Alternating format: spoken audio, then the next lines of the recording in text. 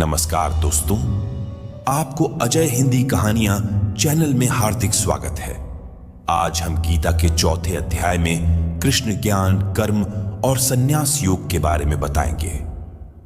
मैं अजय, आज मैं आपको कुछ ऐसे अनमोल विचार सुनाने जा रहा हूं जो भगवान श्री कृष्ण के श्री मुख से निकले हैं। आइए हम सुनते हैं श्रीमद् भगवत गीता का चौथा अध्याय, जिसे ज्ञान कर्म संन्यास योग के नाम से जाना जाता है। इस अध्याय में भगवान श्री कृष्ण ने अर्जुन को ज्ञान, कर्म और संन्यास के बीच के संबंध को समझाया है। भगवान ने बताया है कि कैसे ज्ञान प्राप्ति से कर्म को संन्यास में बदला जा सकता है और अंततः मोक्ष की प्राप्ति की जा सकती है। इमं विवस्वते योगम प्रोक्तवानहम अव्ययम् विवस्वान मनवे प्राह मनुरिक्ष्वाक विब्रवीत। दोस्तों, भगवान कृष्ण एक महान योगी थे। वे सृष्टि के आदि और अंत के ज्ञाता थे। वे सर्वज्ञ, सर्वशक्तिमान और सर्वव्यापी थे। उनका अस्तित्व हर काल में रहा है और सदा रहेगा। इस योग का ज्ञान आखिर आया कहां से? भगवान श्री कृष्ण अब इसकी जानकारी दे रहे हैं। एवं परंपरा प्राप्त मिमम राजर्षयो विदुः सकाले नेह महता योगो नष्टः परंतप। ज्ञान हमेशा किसी स्रोत से आता है और धीरे धीरे फैलता है। यह ज्ञान भगवान श्री कृष्ण से सूर्य तक पहुंचा और फिर गीता के माध्यम से हम तक आया। यह सैकड़ों हजारों सालों का सिलसिला है। हालांकि बीच में ऐसा भी समय आया जब यह योग ज्ञान पृथ्वी से लुप्त हो गया था। ज्ञान बढ़ाने से बढ़ता है और घटाने से खत्म होने लगता है। इसलिए हम इस योग के सार को, गीता में कृष्ण की बातों को आपके पास ला रहे हैं। स एवाय मया तेद्य योग प्रोक्तः पुरातनः भक्तोसी में सखा चेति रहस्य हेतुत्तमम्। कृष्ण अर्जुन से कहते हैं, तू मेरा भक्त और प्रिय सखा है, इसलिए मैंने यह पुरातन योग आज तुझसे कहा है। यह एक महान रहस्य है जिसे गुप्त रखा जाना चाहिए। अर्जुन कृष्ण के भक्त और मित्र दोनों हैं, इसलिए कृष्ण उसे यह सदियों पुराना योग सिखा रहे हैं। कृष्ण यह भी कहते हैं कि हालांकि यह गुप्त रखने योग्य है, फिर भी वे अपना सब कुछ अर्जुन को बता रहे हैं। अर्जुन उवाच अपरम भवतो जन्म परं जन्म विवस्वतः कथमे तद्विजानिया त्वमाधो प्रोक्तवानिति। अर्जुन भी हमारी तरह एक साधारण मानव है। उसके मन में भी वही सवाल उठते हैं जो हमारे मन में आते हैं। वह कृष्ण से पूछता है कि अगर सूर्य का जन्म असंख्य सालों पहले हुआ और कृष्ण अभी उसके सामने खड़े हैं, तो कब और कैसे यह योग सूर्य को बताया गया? अर्जुन किसी भी बात को जादू की तरह मान लेने के बजाय इसके पीछे का तर्क जानना चाहता है। अर्जुन पूछते हैं, आपका जन्म तो हाल का है, जबकि सूर्य का जन्म बहुत पहले कल्प के आरंभ में ही हो चुका था। तब मैं कैसे समझूं कि आप ही ने कल्प के आरंभ में सूर्य को यह योग सिखाया था? यहां पर अर्जुन कृष्ण पर शक नहीं कर रहा। वो समझना चाहता है कि जो भी हुआ वो कैसे हुआ। श्री भगवान उवाच बहूनि में व्यतीतानि जन्मानि तव चार्जुन तान्यहम वेद सर्वाणि न त्वं वेद परंतप। दोस्तों, भक्त नहीं जानता, लेकिन भगवान सब जानता है। साधक यानी साधना करने वाला यह नहीं जानता, लेकिन महापुरुष सब कुछ जानते हैं। जो आंखों से दिखता है वह तो सभी देख सकते हैं। इसमें विशेष क्या हुआ? सिर्फ ज्ञानी और महापुरुष ही इसे समझ सकते हैं। श्री भगवान ने कहा, हे अर्जुन, मेरे और तेरे बहुत से जन्म हो चुके हैं। उन सबको तू नहीं जानता, लेकिन मैं जानता हूं। कृष्ण यही कह रहे हैं कि अर्जुन उन्हें साधारण जन्म लेने वाला, हमारे जैसे शरीर वाला न समझे। अजोपि सन्नव्ययात्मा भूतानामीश्वरोपि सन प्रकृति स्वामधिष्ठाय संभवाम्यात्म माया। कृष्ण अपने रूप और अस्तित्व को समझाते हुए कह रहे हैं, मैं अजन्मा हूं, यानी मेरा कभी जन्म नहीं हुआ। मैं अविनाशी हूं, अर्थात मेरा कभी नाश नहीं हो सकता। मैं समस्त प्राणियों का ईश्वर होते हुए भी अपनी प्रकृति को अधीन करके अपनी योग माया से प्रकट होता हूं। जिसका जन्म होता है उसकी मृत्यु निश्चित है। तो जिसे अर्जुन देख रहा था वह क्या था? क्योंकि कृष्ण तो कभी जन्मे ही नहीं। यदा यदा हि धर्मस्य ग्लानिर्भवति भारत अभ्युत्थानमधर्मस्य तदात्मानं सृजाम्यहम्। जब जब धर्म की हानि होती है और अधर्म बढ़ता है, तब तब मैं अपने रूप को रचता हूं और इस दुनिया के सामने प्रकट होता हूं। हर काल में जब धर्म का नाश होता है और अधर्म पाप बढ़ने लगता है, तब मैं अवतरित होता हूं। तब किसी न किसी की जरूरत पड़ती है जो आए और सब कुछ ठीक करे। जब जब धर्म खतरे में आता है, तब तब कृष्ण अपना एक रूप रचते हैं और हमारे बीच प्रकट होते हैं। इस प्रकट होने को ही अवतार कहते हैं। हर युग में आपको एक अवतार की कहानी मिलेगी जो धर्म की स्थापना के लिए धरती पर जन्म लेता है। परित्राणाय साधूनां विनाशाय च दुष्कृताम धर्म संस्थापनार्थाय संभवामि युगे युगे। धर्म को फिर से स्थापित करने के लिए हर युग में कृष्ण अवतार लेते हैं। लेकिन यहां धर्म की स्थापना का अर्थ क्या है? कृष्ण कहते हैं, मैं साध पुरुषों का उद्धार करने के लिए, पाप कर्म करने वालों का विनाश करने के लिए और धर्म को अच्छी तरह से स्थापित करने के लिए हर युग में प्रकट होता हूं। साधु का उद्धार यानी भला करना और पापियों को खत्म करना ही धर्म की रक्षा करना है। आज की दुनिया में बिना बेईमानी के जीना संभव ही नहीं लगता, क्योंकि हर कोई पाप करने पर उतारू है। सच्चाई की राह छोड़कर गलत काम करना ही अधर्म है और कृष्ण अधर्म को खत्म करते हैं। जन्म कर्म च मे दिव्यमेवं यो वेत्ति तत्वतः त्यक्त्वा देहम पुनर्जन्म नैति मामेति सौर्जुन। कृष्ण कहते हैं कि उनका जन्म अलौकिक है, यानी उनका जन्म इस लोक से नहीं होता जैसे कि हम सबका होता है। जो इस बात को समझ लेता है वह अपने शरीर को त्याग कर फिर जन्म को प्राप्त नहीं होता, बल्कि वह सीधे कृष्ण को ही प्राप्त होता है। मनुष्य के जन्म का एक तरीका है जिसे हम समझ सकते हैं, लेकिन कृष्ण का जन्म दिव्य और अलौकिक होता है। इसलिए उनके अस्तित्व को आसानी से समझा नहीं जा सकता, लेकिन जो भी इस बात को समझ जाता है वह भी जन्म और मृत्यु के चक्कर से निकलकर सीधे कृष्ण को ही प्राप्त होता है। वीतराग भय क्रोधा मनमया मामुपाश्रिता बहवो ज्ञान तपसा पूता मदभाव मागता। मोह, गुस्सा और डर की सभी भावनाओं को खत्म कर देने के बाद जो कृष्ण को प्रेम करते हैं और उनके भक्त हैं, वे कृष्ण को ही प्राप्त हो जाते हैं। वे सच्चे मन से कृष्ण के ज्ञान का पालन करते हैं, यानी कि अपनी इंद्रियों को वश में कर लिया है और कृष्ण को समर्पित किया है। उन्हें मोक्ष मिल चुका है। इस दुनिया से परे की बातों को समझने के लिए पहले अपनी भावनाओं और इंद्रियों को नियंत्रित करना होगा। ये यथा मां प्रपद्यन्ते तांस्तथैव भजाम्यहम् मम वर्तमानुवर्तन्ते मनुष्याः पार्थ सर्वशः।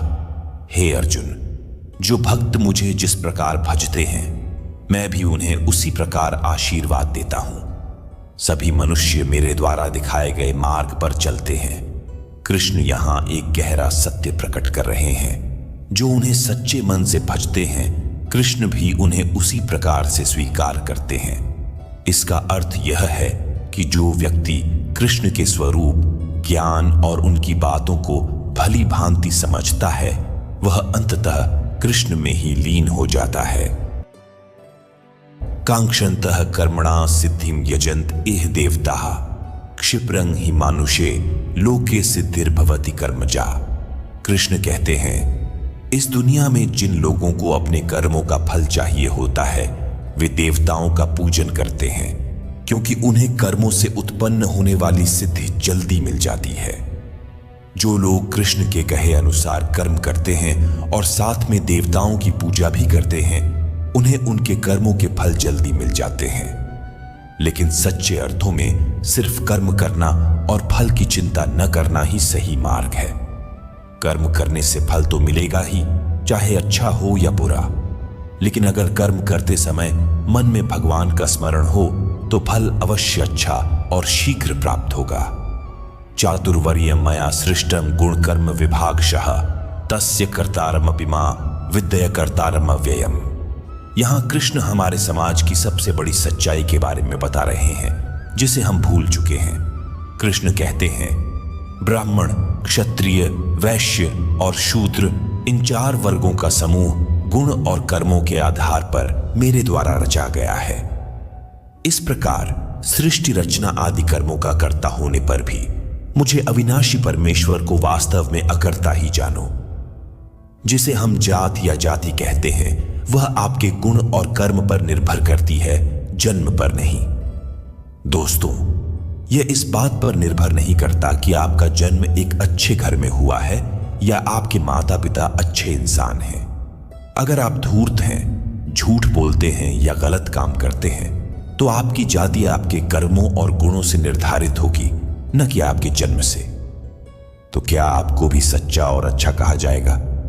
नहीं, कभी नहीं, कभी। न मां कर्माणि लिम्पन्ति न मे कर्म फले स्पृहा इति मां योभिजानाति कर्म भिर्न स्पद्यते। कर्म करना है लेकिन उसमें बंधना नहीं, ये काफी जटिल है। इसीलिए ध्यान दें कि कर्म को पूरी लगन से अपना करना है, समझ के कर्तव्य के रूप में, लेकिन उसके फल के लिए परेशान नहीं होना है। क्या आपने कभी किसी परीक्षा दी है या किसी चुनौती का सामना किया है? अब उसके परिणाम का इंतजार है और आप सोच रहे हैं कि ना जाने क्या होगा। हे भगवान, अच्छा कर देना। ये गलत है। सच्चे मन से कर्म करें और आगे बढ़ें। भगवान से यह मत कहें कि वे सब कुछ अच्छा करें। आप अपना कर्म अच्छा करें, उसके बाद उसे छोड़ दें। भगवान को अच्छे फल देने के लिए कभी मत कहें, उससे कुछ नहीं होगा। एवं ज्ञात्वा कृतं कर्म पूर्वैरपि मुमुक्षुभिः कुरु कर्मैव तस्मात्त्वं पूर्वैः पूर्वतरम कृतम्। कृष्ण आगे अर्जुन को बताते हैं कि बीते समय में जिन लोगों ने मोक्ष प्राप्त किया था उन्होंने इसी तरीके का अनुसरण किया था, और इस समय में अगर तुझे भी मोक्ष की इच्छा है तो तुझे भी इसी तरीके से चलना पड़ेगा। कितने ही लोग निष्काम कर्म को समझ ईश्वर को प्राप्त हुए थे, उसी तरह से अर्जुन को भी इस बने बनाए तरीके पर चलकर ईश्वर को पाना चाहिए। दुनिया कितनी भी बदल जाए, दुनिया के नियम कभी नहीं बदलते। जैसे जन्म और मृत्यु जैसे नियम अटल हैं, उसी तरह से मेहनत करने पर अच्छा फल मिलना भी अटल है। इसलिए मेहनत करते रहने में निरंतरता और उत्साह बनाए रखना बहुत महत्वपूर्ण है। किं कर्म किम कर्मेति कवयोप्यत्र मोहिता तत्ते कर्म प्रवक्ष्यामि यज्ञात्वा मोक्ष से शुभात्। श्री कृष्ण कहते हैं, कर्म क्या है और अकर्म क्या है। हर समय हम कर्म और अकर्म के बीच का अंतर समझते हैं, लेकिन कृष्ण हमें इसे समझाकर दिखाते हैं कि कैसे हम इसे समझकर कर्म योग में लग सकते हैं और अपने जीवन में आगे बढ़ सकते हैं। कर्मणो ह्यपि बोद्धव्यं बोद्धव्यं च विकर्मणः अकर्मणश्च बोद्धव्यं गहना कर्मणो गतिः। 3 शब्दों में कहा है। कृष्ण ने कर्म, अकर्म और विकर्म को, यानी कुछ करना, कुछ न करना और कुछ विशेष करना। कर्मण्य कर्म ये पश्येत कर्मणि च कर्म यस्य बुद्धिमान मनुष्येषु स युक्तः कृत्स्न कर्म कृत। जो मनुष्य कर्म में अकर्म देखता है और अकर्म में कर्म देखता है वह दूसरों से अधिक बुद्धिमान है। ऐसा योगी समस्त कर्मों को करने वाला होता है। कर्म में अकर्म देखने का मतलब है कि जो मनुष्य कर्म करता है लेकिन उस पर घमंड नहीं करता कि करने वाला वह खुद है, वह कर्म में अकर्म को देख रहा है, यानी वह अपने कर्म को कर्तव्य मानकर कर रहा है, लेकिन दुनिया में या खुद अपने आप से उसका ढिंढोरा नहीं पीट रहा है। दोस्तों, उसे यह नहीं करना चाहिए कि मैंने यह कर दिया या वह कर दिया। अपना काम करना है, उसके फल के बारे में नहीं सोचना है और अपने अगले काम, अगले कर्तव्य में लग जाना है। यही सही तरीका है। यस्य सर्वे समारंभा काम संकल्प वर्जिता ज्ञानाग्निदग्ध कर्म आनंद तमाहु पंडितम बुधा। दोस्तों, सीधी भाषा में इसे यूं समझिए कि कर्म करना है और उसे भूल जाना है। लेकिन कौन सा कर्म? शास्त्र सम्मत कर्म, यानी वह कर्म जिसे शास्त्र ठीक बताते हैं। शास्त्र वही कर्म ठीक बताएंगे जिसमें धर्म का पालन होता है, जिसमें आपके कर्तव्य और जिम्मेदारियां पूरी होती हैं। किसी भी काम को अपने स्वार्थ के चलते आप अच्छा या बुरा कह सकते हैं, लेकिन सही कर्म वही है जो शास्त्र सम्मत है। त्यक्त्वा कर्म फला सर्फ नित्य तृप्तो निराश्रय कर्मण्यभिप्रवृत्तोपि नैव किंचित करोति सः। जो पुरुष अपने सारे कर्मों और उनके फलों में आसक्ति को छोड़कर इस दुनिया पर निर्भर नहीं रहता और परमात्मा में नित्य तृप्त रहता है, वह कर्म करते हुए भी वास्तव में कुछ भी नहीं करता। जो इंसान काम करते हुए उसके फल के बारे में बिल्कुल नहीं सोचता, वही सबसे आगे बढ़ता है और उसी की तरक्की होती है। इतनी तरक्की होती है कि अगर वह चाहे तो भगवान को भी पा सकता है। कर्म करते समय उसके फल या परिणाम की चिंता नहीं करनी चाहिए।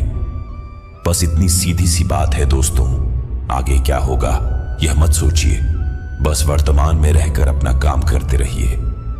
निराशीर्यत चित्तात्मा त्यक्त सर्व परिग्रह शारीरम केवलं कर्म कुर्वन्नाप्नोति किल्बिषम। इस श्लोक में श्री कृष्ण योगी की उन्नत अवस्था के बारे में बता रहे हैं। इस अवस्था में योगी ने अपने अंतकरण यानी मन और इंद्रियों के साथ शरीर को जीत लिया होता है। जिसने अपने मन और इंद्रियों को काबू में कर लिया है, ऐसे पुरुष को आशा रहित पुरुष कहा जाता है। जो आपका मन कहता है और आप अपनी आशाओं के वश में होते हैं। वास्तव में जो अपने मन पर विजय पा लेता है, वह केवल शारीरिक कार्यों को करता है, परंतु वह उन्हें नहीं करता। यदृच्छालाभ संतुष्टो द्वंद्वातीतो विमत्सरः समः सिद्धावसिद्धौ च कृत्वापि न निबध्यते। बिना मांगे मिलने वाले जो व्यक्ति संतुष्ट रहते हैं और दूसरों की जलन से प्रभावित नहीं होते, जो सुख और दुख के द्वंद्व से ऊपर उठ चुके हैं, वह कर्मयोगी कर्म करता हुआ भी सिद्धि और असिद्धि के लिए समान होता है।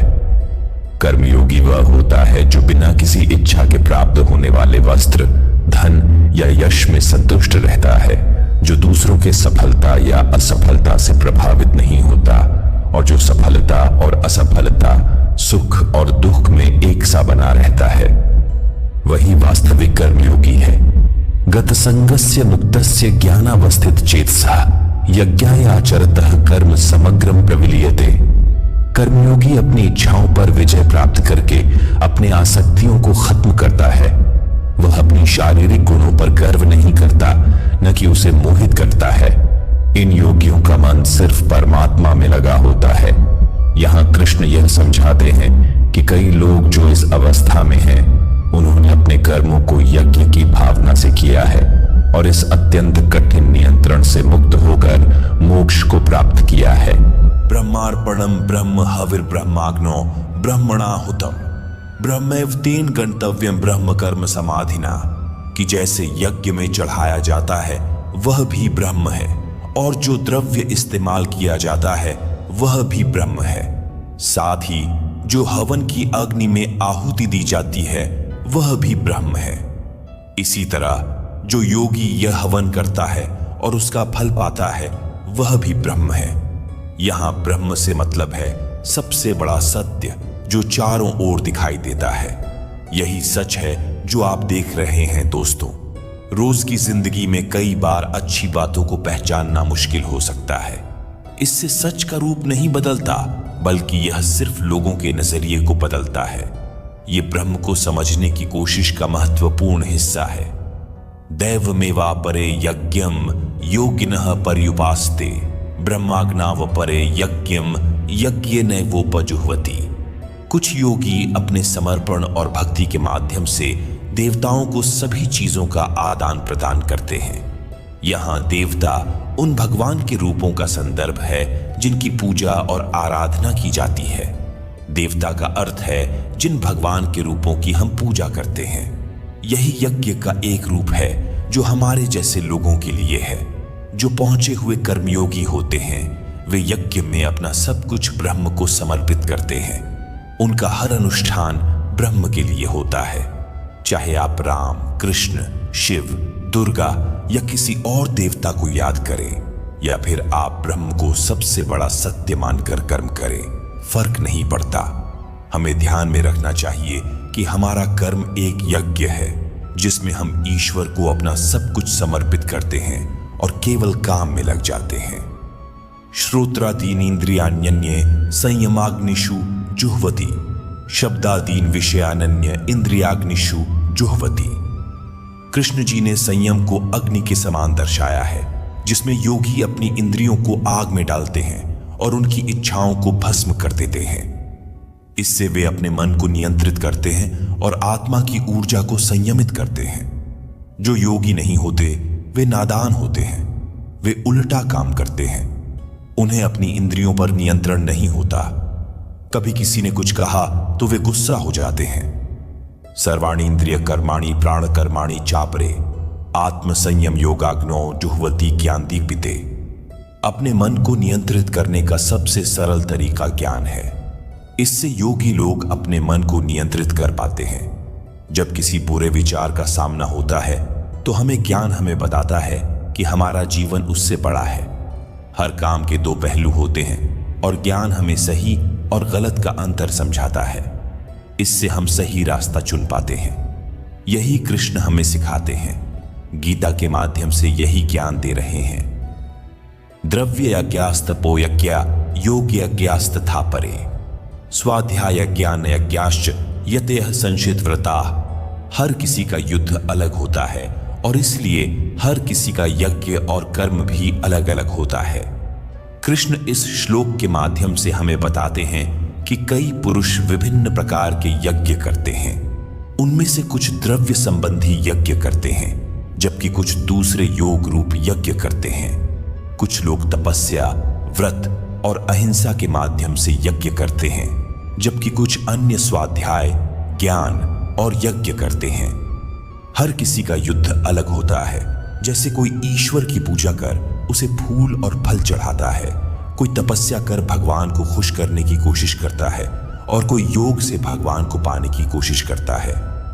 हर किसी का कर्म अपना होता है, इसलिए हमें अपने युद्ध को पहचानना और अपने कर्म को चुनना चाहिए। अपाने जुह्वति प्राणम प्राणे पानन तथा परे प्राणापान गति रुद्ध्वा प्राणायाम परायणाः अपरे नियताहारा प्राणान प्राणेषु जुह्वति सर्वे प्येते यज्ञ विदो यज्ञ क्षपित कल्मषाः। इस श्लोक में कृष्ण प्राणायाम से जुड़े आयाम बता रहे हैं। कितने ही योगी जन अपान वायु में प्राण वायु को हवन करते हैं, वैसे ही अन्य योगी जन प्राण वायु में अपान वायु को हवन करते हैं तथा अन्य कितने ही नियमित आहार करने वाले प्राणायाम परायण पुरुष प्राण और अपान की गति को रोककर प्राणों को प्राणों में ही हवन किया करते हैं। ये सभी साधक यज्ञों द्वारा पापों का नाश कर देने वाले और यज्ञों को जानने वाले हैं। प्राण का अर्थ है सांस अंदर खींचना। अपान का मतलब सांस को छोड़ना। कौन कितना पहुंचा हुआ योगी है उसकी अलग अलग अवस्था होती है। बहुत से योगी अपनी सांसों को पूरी तरह संयमित करते हैं, लेकिन हम में से ज्यादातर ऐसा नहीं कर पाते। हमारी सांसें मजबूरी से चलती हैं, क्योंकि नहीं चले तो हम मर सकते हैं। लेकिन योगियों के साथ ऐसा नहीं होता। प्राणायाम करके हम अपने सांसों पर नियंत्रण पाते हैं और संयम में सफल होते हैं। यही बात भगवान कृष्ण हमें सिखा रहे हैं। यज्ञ शिष्टामृत भुजो यान्ति ब्रह्म सनातनम न यम लोकोस्ति यज्ञस्य कुतोन्य कुरुसत्तम। कृष्ण यह बताते हैं कि हे कुरुश्रेष्ठ अर्जुन, यज्ञ से बचे हुए अमृत का अनुभव करने वाले योगी जन सनातन पर ब्रह्म परमात्मा को प्राप्त होते हैं। कर्म को यज्ञ के रूप में समझा जा सकता है। जब हम कर्म करते हैं और उसके फल को भगवान का आशीर्वाद मानते हैं तो हम संतुष्ट होते हैं और अपने अगले कर्म में लग जाते हैं। एवं बहुविधा यज्ञा विदिता ब्रह्मणो मुखे कर्मजान विद्धितान सर्वान एवं ज्ञात्वा विमोक्ष्यसे। कृष्ण कहते हैं कि वेद में अलग अलग प्रकार के यज्ञों की वर्णन है जो तू अपने मन, इंद्रियों और शरीर के कार्यों के माध्यम से पूर्ण करता है। इस प्रकार यज्ञों का मूल सिद्धांत जानकर और उनका अनुष्ठान करके हमें कर्म बंधन से हमेशा के लिए मुक्ति मिलेगी। वेदों में कई प्रकार के यज्ञों का वर्णन है और श्री कृष्ण ने भी इनके बारे में बताया है। उन्होंने अपने शिष्यों को इंद्रियों को नियंत्रित करने, देवताओं को अर्पित करने, प्राणायाम करने जैसे यज्ञों की विविध विधाओं का संदेश दिया है। ये सभी यज्ञ हमें सच्चे मन से करने पर इस जन्म और मृत्यु के चक्कर से हमेशा के लिए मुक्ति प्राप्त करने में सहायक हो सकते हैं। श्रेयान् द्रव्यमयाद् यज्ञात् ज्ञान यज्ञ परंतप सर्वम कर्माखिलम पार्थ ज्ञाने परिसमाप्यते। ज्ञान यज्ञ होता है। एक यज्ञ में हवन करके देवताओं का आवाहन किया जाता है और उन्हें घी आदि द्रव्यों से आहुति दी जाती है, जबकि दूसरे में ज्ञान यज्ञ में इंद्रियों को नियंत्रित किया जाता है, सांसों को शांत किया जाता है और कर्म किया जाता है, लेकिन उसके फल में आसक्ति नहीं रखी जाती। ज्ञान यज्ञ द्रव्य यज्ञों से अधिक महत्वपूर्ण होता है। यह हमें सीधे ईश्वर से साक्षात्कार कराता है और हमें उनसे जोड़ता है। तद्विद्धि प्रणिपातेन परिप्रश्नेन सेवया उपदेक्ष्यन्ति ते ज्ञानं ज्ञानिनस्तत्त्वदर्शिनः। अर्जुन भगवान के सामने था, लेकिन हम सब अर्जुन नहीं हैं। अगर हमें ज्ञान समझने में कठिनाई हो रही है तो हम तत्वदर्शी ज्ञानी महापुरुष के पास जा सकते हैं, जिनसे हमें इस ज्ञान को प्राप्त करने की कोशिश करनी चाहिए। ज्ञान हमें अवश्य प्राप्त करना चाहिए, क्योंकि अगर हम इसे नजरअंदाज करेंगे तो हम बस अपनी जिंदगी को बिना कुछ जाने ही जीते जाएंगे। यज्ञात्वा न पुनर्मोहमेवं यास्यसि पांडव येन भूतान्य शेषेण द्रक्ष्यस्यात्मन्यथो मयि।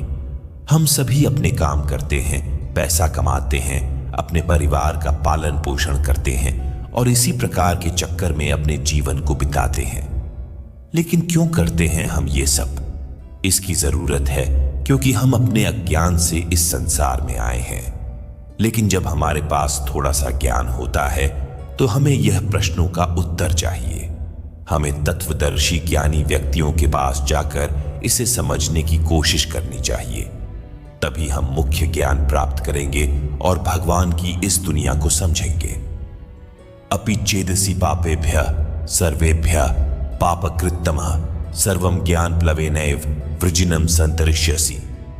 यदि मैं अन्य सभी पापियों से भी अधिक पाप करने वाला हूं, तो भी ज्ञान की नौका के द्वारा मैं संपूर्ण पाप समुद्र से भली भांति तर जाऊंगा।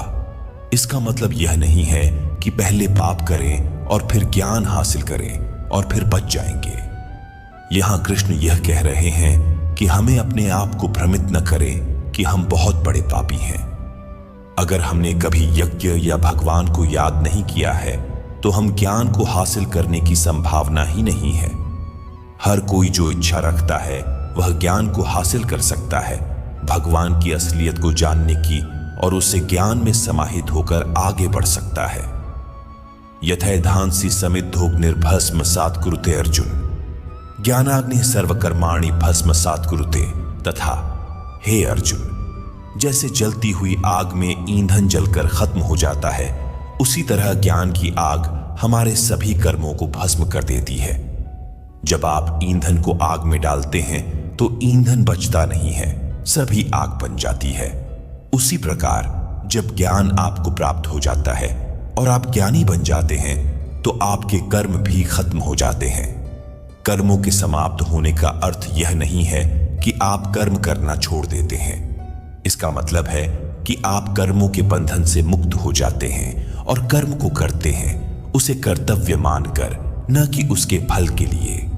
यही सही ज्ञान है जिसे हमें सभी को जानना चाहिए। नहि ज्ञानेन सदृश्यम पवित्रमिह विद्यते तत्स्वयं योग संसिद्धः कालेनात्मनि विन्दति। ज्ञान हर किसी को शुद्ध कर देता है। कई लोगों ने कर्मयोग के द्वारा इस ज्ञान को हासिल किया है और इसे अपने जीवन में अनुप्रयोग किया है। यहाँ कृष्ण भगवान कह रहे हैं कि मन में ज्ञान के प्रति सवाल पैदा करके कर्म योग के माध्यम से ज्ञान हासिल किया जा सकता है। जो व्यक्ति मन साफ है, ज्ञान की इच्छा रखता है और जो निष्काम कर्म करने के लिए तैयार है, वह ज्ञान हासिल कर सकता है। श्रद्धावान लभते ज्ञानन तत्परः संयते इंद्रिया ज्ञानन लब्ध्वा परां शांतिमचिरेणाधिगच्छति। वास्तव में इंद्रियों को जीतने वाले, मेहनत करने वाले और श्रद्धा रखने वाले व्यक्ति को ज्ञान प्राप्त होता है। जब उसे ज्ञान प्राप्त होता है तो वह बिना देरी के उसी समय ही भगवान की परम शांति को प्राप्त करता है। जब आपके पास सभी जवाब होते हैं तो परीक्षा देने में कोई परेशानी नहीं होती।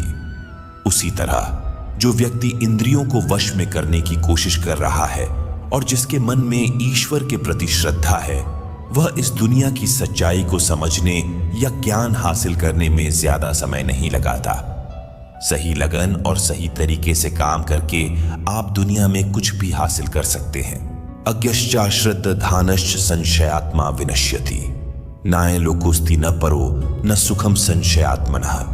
जो व्यक्ति सही और गलत का फैसला नहीं कर सकता, जिसके मन में श्रद्धा नहीं है और जिसके मन में संदेह है, ऐसा व्यक्ति खुद को खो देता है। उसके लिए ना यह दुनिया है, ना वो दुनिया, और ना ही सुख। उसके जीवन में कोई महत्व नहीं होता, क्योंकि उसमें सोचने समझने की शक्ति नहीं होती और ना ही उसमें ईश्वर या सच्चाई के प्रति श्रद्धा होती है। इस प्रकार के अज्ञानी व्यक्ति के लिए कोई आराम नहीं होता और उसे सुख कभी नहीं मिलता। बिना कुछ किए कुछ भी हासिल नहीं होता, और जो व्यक्ति कुछ करने की इच्छा नहीं रखता, उसके होने में और ना होने में कोई फर्क नहीं होता। योग संन्यस्त कर्माणम ज्ञान संचिन्न संशयम आत्मवंतन न कर्माणि निबध्नन्ति धनंजय। हे धनंजय, कर्मयोगी वह होता है जो अपने कर्मों को भगवान को समर्पित करता है और विवेक के द्वारा अपने सारे शंकाओं को खत्म कर देता है। इस तरह जिसने कर्मयोग के माध्यम से अपने सभी कर्मों को भगवान को अर्पित किया है, उस पुरुष को कर्म नहीं बांधते। जो अपने हर काम को बिना घमंड के करता है, अर्थात उस पर अहंकार नहीं करता, और जो अपनी समझ से अपने मन में से शक दूर करता है। अगर शक में रहेंगे ना दोस्तों, तो कभी कोई भी फैसला नहीं कर पाएंगे। लेकिन जो अपने मन पर विजय हासिल कर लेता है, उसे भगवान के ज्ञान को जानने से कोई भी रोक नहीं सकता। तस्माद ज्ञान संभूतं हृत्स्थं ज्ञानासीनात्मनः चित्वैनम संशयम योगमातिष्ठोत्तिष्ठ भारत। हे भारतवंशी अर्जुन, इसलिए तू हृदय में स्थित इस ज्ञान से होने वाले अपने शंकाओं को विवेक रूपी तलवार से काटकर कर्मयोग में स्थित हो जा और युद्ध के लिए खड़ा हो जा। भगवान कृष्ण अर्जुन से कह रहे हैं कि अगर हमारे मन में कोई संदेह हो तो हमें कर्म योग के माध्यम से उसे दूर करना चाहिए और समस्याओं का सामना करने के लिए तैयार हो जाना चाहिए। आपको यह नहीं सोचना चाहिए कि अंजाम क्या होगा, बस काम करें और उसे भगवान को सौंपें। तो दोस्तों, ये गीता का चौथा अध्याय था। ज्ञान और कर्म के संबंध को श्री कृष्ण ने हमारे सामने रखा। अगले अध्याय में हम और श्री कृष्ण की गीता के और आध्यात्मिक संदेशों को समझेंगे। आप तैयार रहिए और आगे की यात्रा का आनंद लें। ऐसे ही प्रेरणादायक वीडियो देखने के लिए अजय हिंदी कहानियां चैनल को सब्सक्राइब करें। धन्यवाद। जय श्री राधे कृष्ण।